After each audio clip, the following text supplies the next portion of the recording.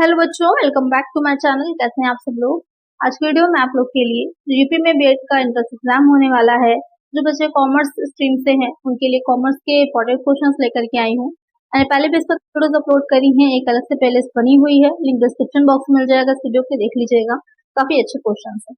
तो आज की वीडियो में इससे रिलेटेड जो इंपॉर्टेंट क्वेश्चन है वो रहेंगे। तो आइए वीडियो को शुरू करते हैं, लेकिन शुरू करने से पहले जिन बच्चों ने सब्सक्राइब नहीं किया है चैनल को, इसी तरह की और वीडियोस के लिए चैनल को सब्सक्राइब कर लीजिए। वीडियो अच्छी लगेगी लाइक कर दीजिएगा और फ्रेंड्स साथ वीडियो को शेयर भी करना है। टाइप इसमें पहला क्वेश्चन लेते हैं, what are the applications of computer in accounting. लेखांकन में कंप्यूटर का क्या प्रयोग है। क्योंकि अकाउंटिंग आज के टाइम में तो आप देख रहे होंगे कि क्या है, चीजें काफी अपडेट होती जा रही हैं। तो धीरे धीरे जो अकाउंट्स भी हम बनाते हैं वो मैनुअली ना रख करके अब क्या किए जाते हैं, कंप्यूटर पे ही बनाए जाते हैं। तो लेखांकन में जो कंप्यूटर होता है उसका क्या प्रयोग होता है। To record all business transactions, सभी व्यवसायिक लेन देनों का लेखा करना। To prepare various types of ledger, विभिन्न प्रकार के लेजर खाते तैयार करना। टू प्रिपेयर फाइनेंशियल स्टेटमेंट्स, वित्तीय विवरणों को तैयार करना। ऑल ऑफ द अबव, उपयुक्त सभी। तो यहाँ पर क्या काम करता है कंप्यूटर अकाउंटिंग में।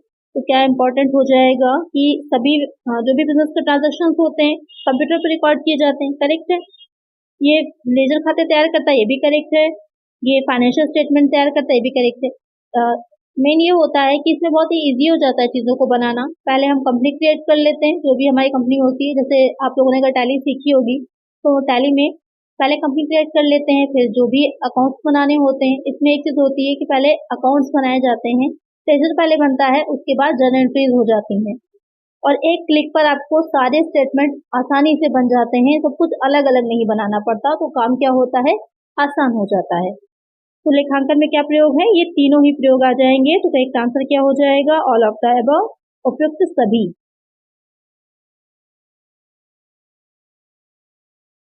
नेक्स्ट क्वेश्चन है, under income tax act depreciation is allowed on. आयकर अधिनियम के अंतर्गत टिरास लगाया जाता है परचेज प्राइस तय मूल्य पर, मार्केट वैल्यू बाजार मूल्य पर, रिटर्न डाउन वैल्यू अपेक्षित मूल्य पर, फेस वैल्यू अंकित मूल्य पर।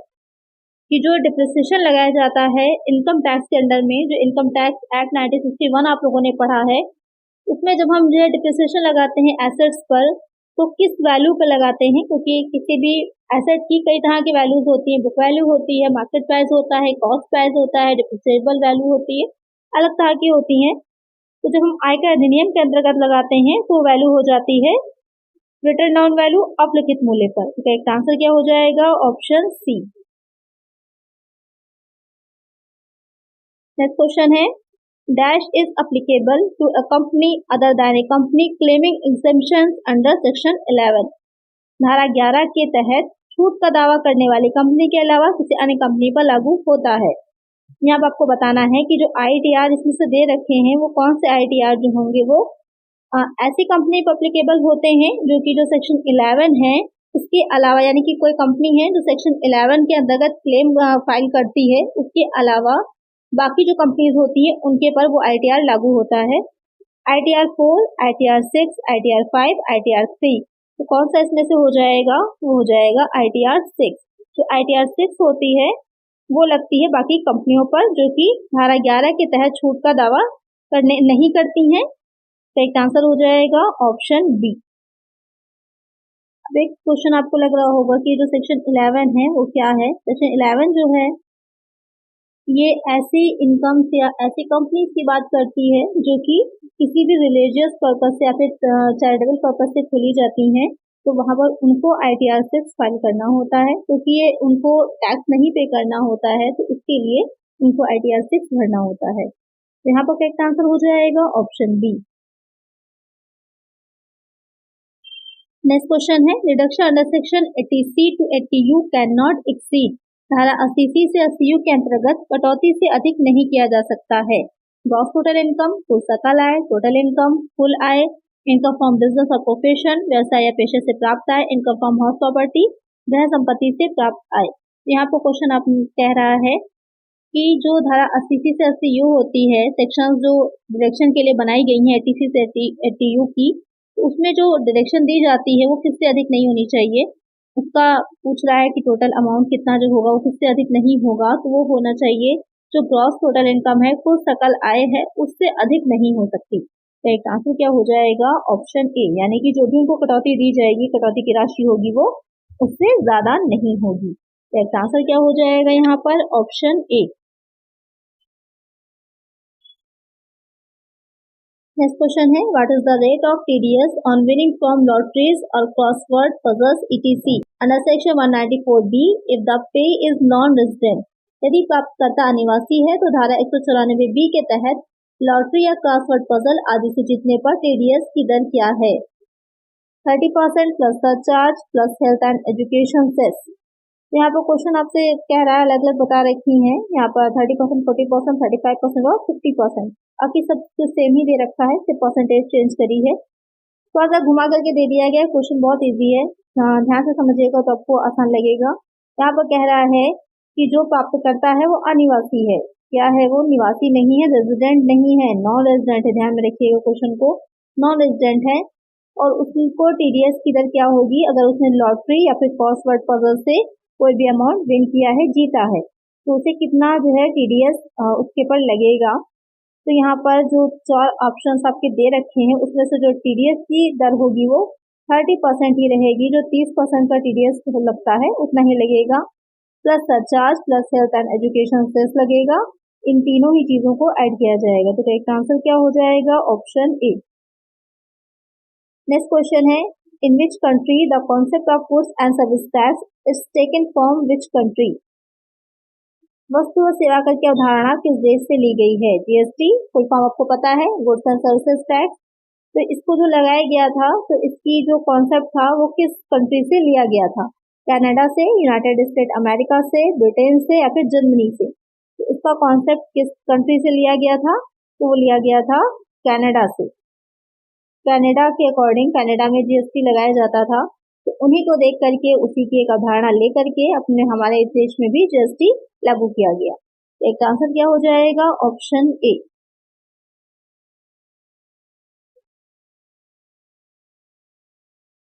नेक्स्ट क्वेश्चन है, which section of the income tax act 1961 deals with interest on refund? आयकर अधिनियम 1961 की कौन सी धारा रिफंड पर ब्याज से संबंधित है? यानी कि यहाँ पर क्वेश्चन में कह रहा है कि जो इनकम टैक्स एक्ट 1961 है, उसमें कौन से ऐसे सेक्शन है जो कि इंटरेस्ट जो होता है उस पर जो रिफंड दिया जाता है उससे रिलेटेड है। 244A, 244, 240 या फिर 20 सब सेक्शन ए, इसमें से कौन सी ऐसी धारा है जिससे रिलेटेड है? तो वो हो जाएगी 244 सबसेक्शन ए, धारा 244 धारा ए। इसके अंतर्गत जो ब्याज होता है उससे रिफंड लिया जाता है। तो एक आंसर हो जाएगा ऑप्शन ए। नेक्स्ट क्वेश्चन है, dash is the first and last state in India to implement GST? GST लागू करने वाला भारत का प्रथम राज्य तथा अंतिम राज्य है। यहाँ पर दोनों चीजें पूछी, कौन सा ऐसा राज्य था जिसने सबसे पहले जीएसटी लागू किया था और कौन सा ऐसा राज्य है जिसने सबसे लास्ट में जीएसटी लागू किया है? Assam and Jammu Kashmir, Sikkim and Assam, Jammu Kashmir and Sikkim, Himachal Pradesh and Assam. सबसे पहले कहाँ जीएसटी लागू हुआ था? अच्छा क्वेश्चन है, एग्जाम में आपसे पूछा जा सकता है। तो जो प्रथम राज्य था जिसने सबसे पहले जीएसटी लागू किया था वो था असम, और जिसने सबसे लास्ट में जीएसटी को जिस राज्य ने लागू किया है वो हो जाएगा जम्मू कश्मीर। तो एक आंसर क्या हो जाएगा हमारा? Option A. बहुत अच्छा क्वेश्चन, इसको ध्यान में रखिएगा, एग्जाम में पूछा जा सकता है। आपको खाली प्रथम पूछ सकता है या खाली अंतिम पूछ सकता है या फिर इस तरह से भी आ सकता है। नेक्स्ट क्वेश्चन है, the name of India's first banking robot is? Bharat के पहले बैंकिंग रोबोट का नाम क्या है? राधा, रश्मि, लक्ष्मी? अच्छा क्वेश्चन है, पहले बैंकिंग रोबोट का क्या नाम था? पहले बैंकिंग रोबोट का नाम था लक्ष्मी। तो एक आंसर क्या हो जाएगा? Option D. ये जो लक्ष्मी रोबोट था वो सिटी यूनियन बैंक ने 2016 में लॉन्च किया था। ये क्या है? एआई टेक्नोलॉजी पर आधारित एक रोबोट है। तो एक आंसर हो जाएगा ऑप्शन डी। नेक्स्ट क्वेश्चन है, generally audit is conducted for the period of? सामान्यतः अंकेक्षण डैश की अवधि के लिए किया जाता है, 1 year, 2 year, 3 year, uncertain period. Question में कह रहा है कि जो ऑडिट कराया जाता है उसकी अवधि क्या होती है? बहुत सिंपल से क्वेश्चन होते हैं, लेकिन अक्सर हम लोग एग्जाम में कंफ्यूज हो जाते हैं। तो जो ऑडिट कराया जाता है मोस्टली 1 वर्ष की अवधि के लिए ही कराया जाता है। तो एक आंसर क्या हो जाएगा? ऑप्शन ए। होता नहीं है कि आपने ऑडिट की जो डिफिनेशन उसी में पढ़ा था कि निर्धारित अवधि यानी कि एक अवधि के अंतर्गत जितने भी आपके फाइनेंशियल जो फाइनल अकाउंट्स तैयार होते हैं उन अकाउंट्स का अंकेक्षण किया जाता है कि वो सही वित्तीय विवरण जो है वो सही स्थिति को दिखा रहे हैं या नहीं दिखा रहे हैं। तो एक वर्ष की लेखांकन अवधि मोस्टली रहती है, तो एक आंसर हो जाएगा ऑप्शन ए। अगर एक वर्ष से ज्यादा के जो होते हैं उनका किया जा रहा है, एक वर्ष से ज्यादा की अवधि के लिए जा रहे हैं, तो उसको मोस्टली अनुसंधान कहा जाता है। तो एक आंसर यहाँ पर क्या हो जाएगा ऑप्शन ए। नेक्स्ट क्वेश्चन है the arrangement of accounting work under which the work of one person comes under another is known as. लेखांकन कार्य की व्यवस्था जिसके अंतर्गत एक व्यक्ति का काम दूसरे के अधीन आता है उसे निम्न के रूप में जाना जाता है। Internal control, internal audit, internal check, management audit. तो क्वेश्चन यहाँ पर कह रहा है आपसे कि जो अकाउंटिंग का वर्क किया जाता है उसमें इस तरह से रखा जाए कि एक व्यक्ति जो काम कर रहा है वो दूसरे व्यक्ति उसको चेक कर लेता है या उसकी जांच कर लेता है या उसके अधीन रहता है, तो वो क्या कहलाता है। इसमें क्या रहता है कि जो भी अकाउंटिंग का काम होता जाएगा और साथ ही चेक भी होता जा रहा है, तो उसमें ये बेनिफिट रहता है कि किसी तरह की कोई जो फॉल्ट या फिर त्रुटि या फिर अशुद्धि नहीं हो पाती, कोई एरर नहीं हो पाता, क्योंकि अगर कोई गलती एक से होती है तो दूसरा व्यक्ति उसकी जांच कर लेता है तो वो पकड़ में आ जाती है। तो इस तरह का अंकेक्षण क्या होता है, उसे कहते हैं इंटरनल चेक, आंतरिक जांच। तो एक आंसर हो जाएगा ऑप्शन सी। ये किसका एक भाग है मुझे बताइएगा आप लोग कि ये किसका एक भाग है, इसी में से ही किसी एक का ये एक हिस्सा है, तो आप लोग मुझे बताइएगा ये किसका हिस्सा है। तो एक आंसर होगा ऑप्शन सी।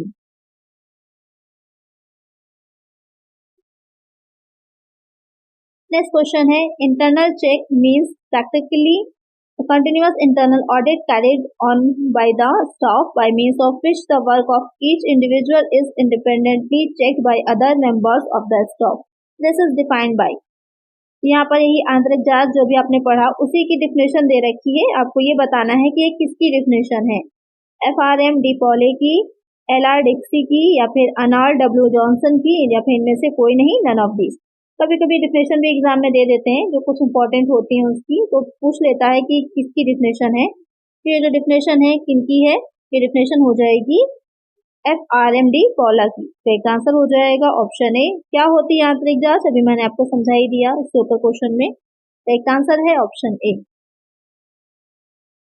नेक्स्ट क्वेश्चन है बैड डेब्ट इज शोन ऑन। बैड डेब्ट यानी कि जो अशुद्ध ऋण होता है अब तो उसे कहाँ पर प्रदर्शित किया जाता है, debit side of profit and loss account, लाभानी खाते के डेबिट साइड में, credit side of profit and loss account, लाभानी खाते के क्रेडिट पक्ष में, asset side of balance sheet, या फिर liability side of balance sheet.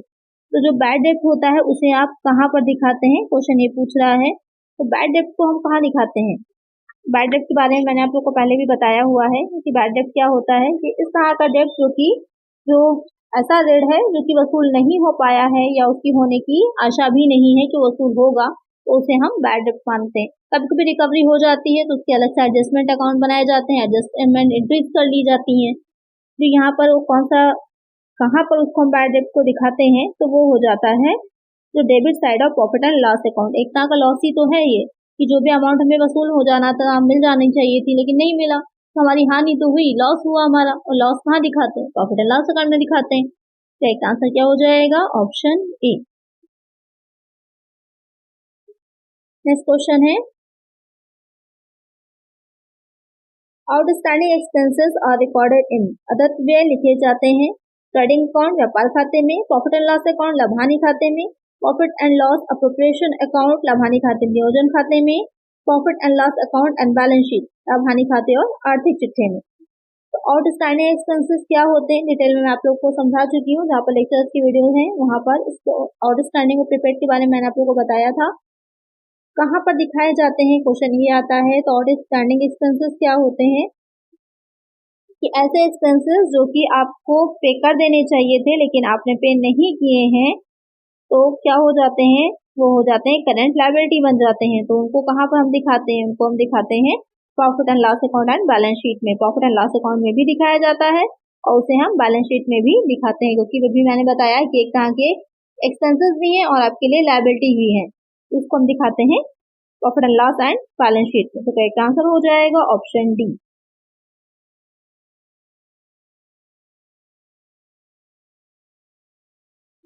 Next question है, for wasting asset like mines, quarries, oil wells etc which of the method of depreciation is advisable? खानों, खदानों, तेल के कुओं आदि जैसी संपत्तियों के लिए मूल्यह्रास की कौन सी विधि उचित है? स्ट्रेट लाइन मेथड, सीधी रेखा विधि, एन्युटी मेथड, वार्षिक विधि, डिमिनिशिंग बैलेंस मेथड, ह्रासमान संतुलन विधि, डिप्लेशन मेथड, कमी विधि। क्वेश्चन में कह रहा है कि ऐसी एसेट जो उसमें बता रखा है यहाँ पर, जो जिनके बारे में बताया है कि जो तेल के कुएं होते हैं, जैसे जैसे आप उसमें से तेल निकालते जाते हैं तो उसकी मात्रा क्या होती है, क्वांटिटी कम होती चली जाती है। इसी तरह खानों से भी होता है, कोयला निकालेंगे धीरे धीरे कोयले का अमाउंट क्या होता है, कम होता चला जाता है। खदानों में भी यही होता है। तो वहां पर जो डिप्रिसिएशन का कौन सा मेथड को यूज किया जाता है, क्वेश्चन ये पूछ रहा है, वहां पर होता है डिप्लेशन मेथड, कमी विधि। एक आंसर हो जाएगा ऑप्शन डी। नेक्स्ट क्वेश्चन है, if cost of machine ₹4 lakh, useful life है 5 years, रेजिडुअल वैल्यू है ₹25,000, what will be the amount of depreciation charge in the third year using straight line method? यदि machine की लागत 4 लाख है और उसकी जो आयु है वो 5 वर्ष की है, अवशेष मूल्य 25,000 हो, तब ऋजु रेखा विधि का प्रयोग करने पर 3 वर्ष में प्रभावित मूल्यह्रास की राशि क्या होगी? यहाँ पर आपको स्ट्रेट लाइन जो मेथड होता है डिप्रिसिएशन निकालने का, वो यूज करके बताना है कि तीसरे वर्ष में जो डिप्रिसिएशन है उसका अमाउंट कितना होगा। कैसे निकालेंगे इसको निकालने के लिए क्या दे रखा है, 4 लाख का, जिसका फॉर्मूला सिंपल सा होता है, संपत्ति का मूल्य, उसमें जो स्थापना व्यय होते हैं, इंस्टॉलेशन चार्जेस होते हैं, वो ऐड कर दिए जाते हैं और माइनस कर दिए जाते हैं निस्तारण व्यय, और अपॉन में आ जाता है अनुमानित समय, यानी कि जितनी उसकी लाइफ होती है वो लाइफ हो जाती है। तो यहाँ पर क्वेश्चन में क्या बताया है, 4 लाख का दे रखा है, तो 4 लाख कितना हो जाएगा, जो उसकी वैल्यू दे रखी है, और यहाँ पर क्या बता रखा है कि अवशेष मूल्य जो होगा वो 25,000 का है, तो उसको हम लेस कर देंगे 25,000 को यहाँ से। अपॉन में क्या आ जाएगा, अपॉन में आ जाएगा 5 वर्ष की है, 5 वर्ष आ जाएगा। अब यहाँ पर लेस करेंगे, कितना आ जाएगा, 3,75,000 आएगा। 3,75,000 को हम 5 से डिवाइड कर देंगे। 3,75,000 को हम 5 से डिवाइड कर देंगे। डिवाइड करने पर कितना आ जाएगा, डिवाइड करेंगे तो आ जाएगा, डिवाइड करने पर कितना आ जाएगा, 75,000। यहाँ पर क्वेश्चन में आपसे जो मेथड बताया है वो सीधी रेखा विधि। जब सीधी रेखा विधि होती है तो हर वर्ष उतना ही डिप्रिसिएशन लगता है, तो यहाँ पर थर्ड ईयर में भी 75,000 ही डिप्रिसिएशन आएगा। तो एक आंसर क्या होगा हमारा, ऑप्शन सी हो जाएगा। आई होप आपकी समझ में आ गया होगा अच्छे से कि इसे कैसे निकालना है। बस यहाँ पर जो एक ट्रिक थी वो यही थी कि 4 लाख में से आपको 25,000 लेस करने थे। चलिए नेक्स्ट क्वेश्चन लेते हैं। Financial accounts are prepared for the transaction happening within a period of time. Dash की समयावधि के अंदर होने वाले लेन देन के लिए वित्तीय खाते तैयार किए जाते हैं। 6 मंथ, 3 मंथ, 12 मंथ, 8 मंथ। तो कितने अवधि के लिए जो फाइनेंशियल अकाउंट्स होते हैं वो तैयार किए जाते हैं। तो अभी इससे रिलेटेड ऐसा ही क्वेश्चन मैंने लिया था, तो आप लोग मुझे इसका करेक्ट आंसर बताइएगा कमेंट में कि सही आंसर क्या होगा, कितनी समयावधि के लिए तैयार किए जाते हैं अकाउंट्स। तो इसका आंसर आप लोग मुझे कमेंट करिएगा। नेक्स्ट क्वेश्चन है, writing a debit item on the credit side and vice versa is regarded as. Credit पक्ष पर एक डेबिट आइटम लिखना और इसके विपरीत करने को क्या माना जाता है? यानी कि कोई ऐसी चीज थी जिसे आपको क्या करना था, डेबिट करना था, लेकिन उसे क्या कर दिया आपने, क्रेडिट कर दिया, या फिर इसके विपरीत स्थिति कर दी कि क्रेडिट करना था, डेबिट कर दिया। तो इस तरह की जो त्रुटि करी है उसे क्या कहा जाता है, compensating error, error of principle, error of omission, error of commission. तो इस तरह की त्रुटि को या गलती को क्या कहा जाता है, तो वो हो जाती है कंपनसेशन एरर, क्षतिपूरक त्रुटि। क्योंकि यहाँ पर क्या होता है, डेबिट और क्रेडिट साइड में अमाउंट तो सेम ही डाला जाता है, तो अगर आपने वो दिखा भी गलत दिया है तो भी क्या होता है, क्षतिपूरक हो जाएगा, एक दूसरे से कट जाता है। इसलिए किसी भी तरह की टोटल में कोई भी इफेक्ट नहीं पड़ता, इसलिए क्या हो जाती है, क्षतिपूरक त्रुटियां कहलाती हैं। करेक्ट आंसर हो जाएगा ऑप्शन ए। नेक्स्ट क्वेश्चन है, errors are dash and are dash to detect than dash. त्रुटियां डैश हैं और डैश इनका पता लगाना है। फॉर डिफिकल्ट मिस्टेक्स, धोखाधड़ी, मुश्किल गलतियां।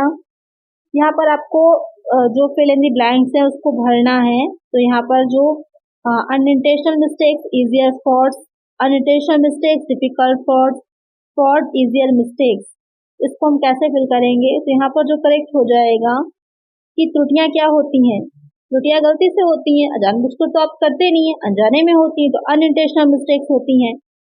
क्या होती हैं? And are easier to detect than frauds, और उनको ढूंढना क्या होता है, फ्रॉड्स की अपेक्षा आसान होता है। क्यों आसान होता है?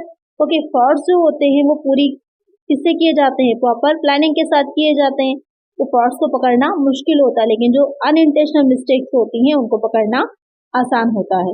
तो करेक्ट आंसर क्या होगा यहाँ पर? Option B. थोड़ा सा अलग तरह का क्वेश्चन है, थोड़ा सा समझना पड़ेगा आपको, ट्रिकी क्वेश्चन भी आते हैं एग्जाम में, तो थोड़ा सा समझने के बाद ही आप इसका आंसर दे पाएंगे। थोड़ा सा कॉन्सेप्ट को बेस्ड है, डायरेक्ट नहीं पूछा है। करेक्ट आंसर हो जाएगा ऑप्शन बी। तो आज की वीडियो में इतना ही। आई होप आपको वीडियो अच्छी लगी होगी, क्वेश्चंस अच्छे लगे होंगे। अगर वीडियो अच्छी लगी है तो लाइक कर दीजिएगा, इसी तरह के और वीडियोस के लिए चैनल को सब्सक्राइब कर लीजिएगा। मिलते हैं नेक्स्ट वीडियो में। Thank you.